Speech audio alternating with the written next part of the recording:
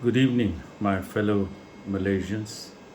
This is Dr. K.N. Singh from Johor Bahru on the 1st of July 2022, again with my views on the current affairs in Malaysia.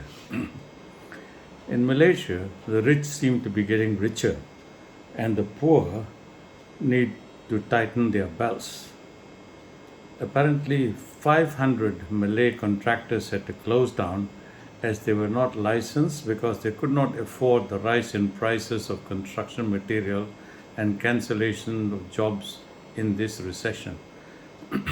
Meanwhile, the FGB chairman, Dato Zulkifli Abdul Wahab, and his board of directors have approved an increase of salary for the chairman from 300,000 to 400,000 annually, which is more than 33,000 ringgit a month.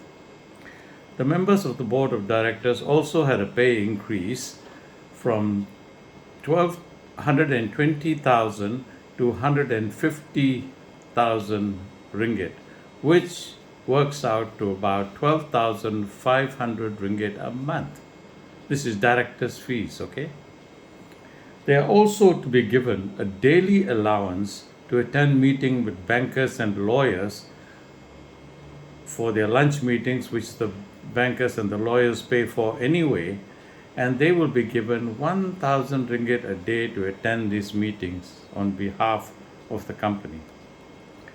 FGV, many of you may not realize, is 80% owned by Felda.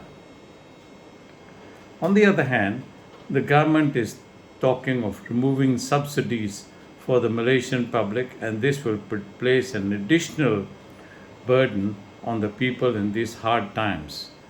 And the Felda people fall below the 40% of our society. How does this government reconcile this equation of taking from the poor and giving the rich? I can see GE15 round the corner, and now the court cluster is asking for elections as soon as possible so that they can save their skins before the court cases come up. Prime Minister Ismail Sabri wants to finish his terms as the elections are unpredictable and expensive, but then he should direct his attention to this anomaly where the rich seem to be getting richer and the poor are getting poorer. The people will be so frustrated by the time the elections are called, and more will be starving in this very rich country of ours. I urge the electorate to make sure all of us turn up to vote, as this is the only way we can get rid of the corrupt politicians.